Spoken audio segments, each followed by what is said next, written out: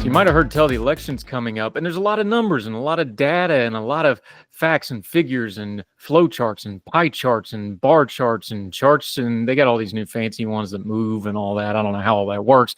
There's a lot of numbers and data in this. So let's talk about the numbers and data and some polling numbers. No, I don't mean the polls about who's going to vote for who. I mean the polls about who's paying attention to the race or not, because that's an important part of the media environment we find ourselves in that doesn't get talked about enough. Who's actually paying attention to all this noise? Now, one of our core values on Heard Tell is turning down the noise, and part of that is understand who's listening in the first place.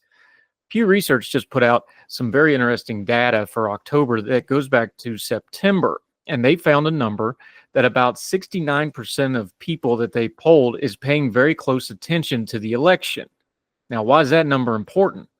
Well, in 2020, they did the same thing again right before the election, and in September, they found that about 68% of Americans were paying really close attention to the election. And that number is important because the turnout of that election was about 67%. So the amount of people that were really paying attention in the survey was really close to the voter turnout. And voter turnout matters a lot in an election. That was a very high voter turnout as elections go. Both President Biden and former President Trump bettered their totals. It was a record-setting election in a lot of ways. So fast forward to 2024, September, the month we just ended, Pew Research found that 69% of people they talked to were paying very close attention to the election. So if we figure that the turnout is going to be somewhere between 65 and 69%, with the last election being 67, that tracks. That makes sense. But inside of that number, how are people actually feeling about the election? Because there's a lot of narratives about, well, there was the double haters before Joe Biden stepped out. And now there's the, well, do you like Trump or don't like Trump? It's an up and down referendum on Donald Trump, the person. People are trying to figure out what they think of Vice President Kamala Harris, and on it goes. This data has a very important point, though, in it. This number is interesting.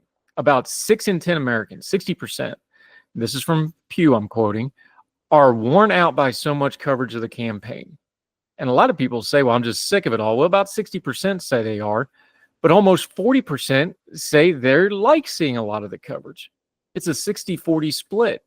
That doesn't really fit a lot of the narratives. Everybody's like, I'm just tired of it. I know I'm tired of it. I'm ready to go talk about something other than the election. But a 60-40 split, that's pretty divided on a lot of things. Here's the trick to that number that we need to know about going into this election, though. That number is about the same as it was in 2020. That number is about the same as it was in 2016. There's been this narrative going around. I've seen some people that I really respect when it comes to media that I listen to, and they've kind of been pushing this thing that this is the last of the mainstream media elections. Mainstream media, of course, is terminology that you can make mean whatever you want to, but first time I really started hearing it, you had people like Rush Limbaugh talk about it, and even the mainstream media, whatever that means themselves, kind of picked up on it. Legacy media, news networks, of course, ABC, CBS, NBC, cable news networks, CNN, MSNBC, Fox as it came along online, but also newspapers. New York Times is still influential. The Washington Post has dominated headlines for the last 2 to 3 days for bad reasons because of their non-endorsement and the exodus from them. But another thing to think about when you're talking about mainstream media is online outlets are now mainstream. We have online news outlets that have been around for 30, 35, almost 40 years in some cases. Not just the ones that transferred from print or TV media to digital. Outstanding digital outlets that just started on digital. We're a full generation into the internet age now. One thing to think about as we put together this mainstream media narrative of, is this a lax election, is it's not true. I would tell you, and I think the data proves with what we just talked about with these 60-40 splits on who's paying attention, I think the last mainstream media election was actually 2016. Remember, people forget, Donald Trump started out at something like 1% in those polls.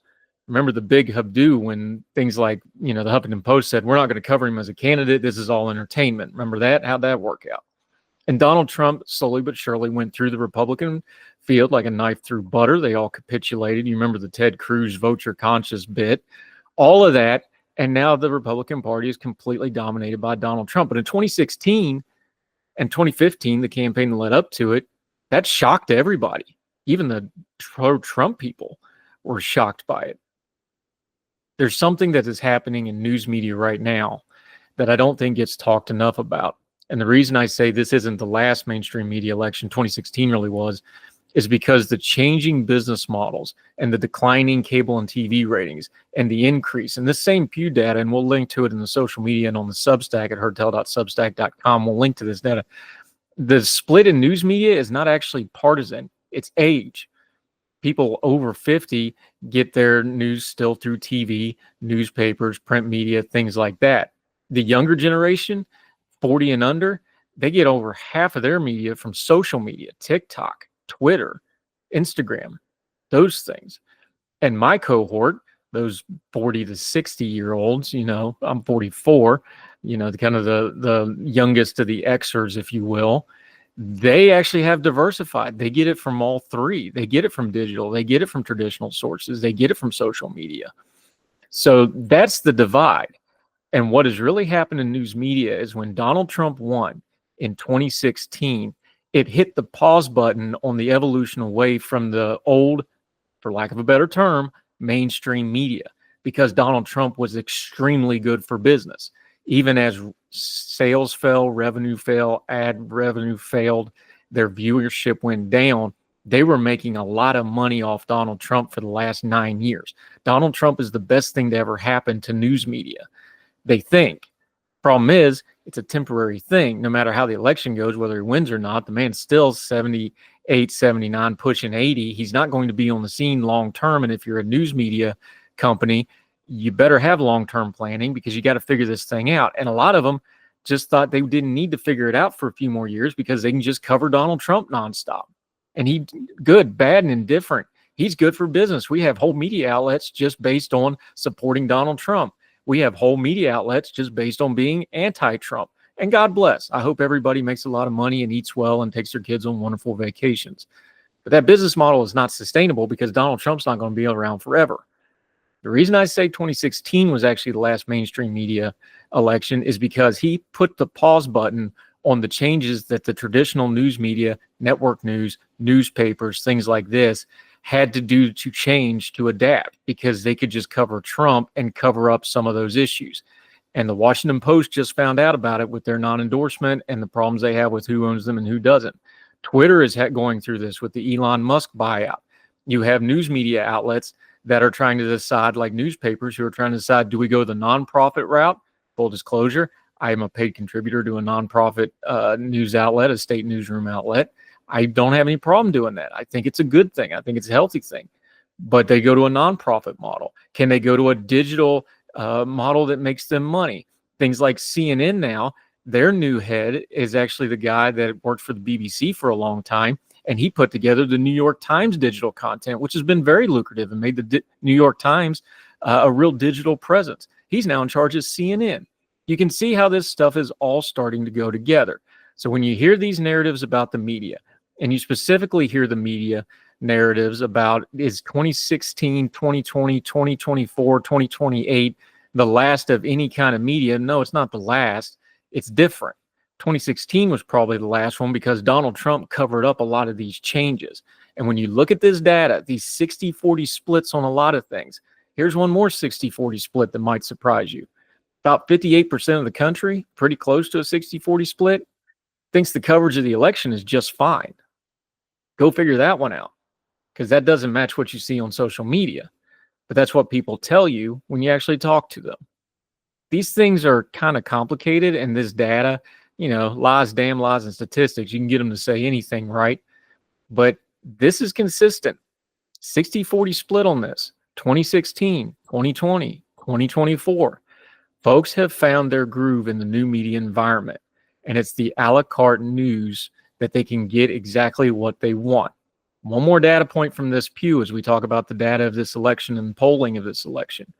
What has happened in this, now that we're a full generation into digital online news media, and now we're 15 plus years into smartphones, which really changed it because now it's in the palm of your hand. The biggest thing going with this data, people get the news they want.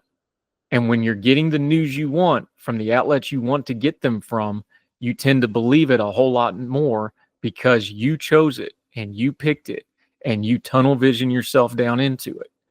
We've advocated over and over again. I know it's hard. It's hard for me. I get into my little grooves and ruts and windows and have to push myself to get out of it. You need to take in a wide berth of this stuff, because if you just take in the same content all the time, you're going to start putting back out the exact same content all the time. News media is changing, especially journalism on your television screens, your device screens, and it's starting to affect how we view elections. But we have some data now from the last 3 presidential elections, counting this one, that people have found a groove. So whatever the mainstream media used to be, now what we refer to the mainstream media ought to be this 60-40 split on how people view news media in an election year, because we keep doing it. If it happens once, might be coincidence. Happens twice, it's a pattern. This is the 3rd time, happens again, we got ourselves a habit. More Heard Tell right after this. All the music on Heard Tell is provided under a Creative Content license from monstercat.com. Somos la máquina.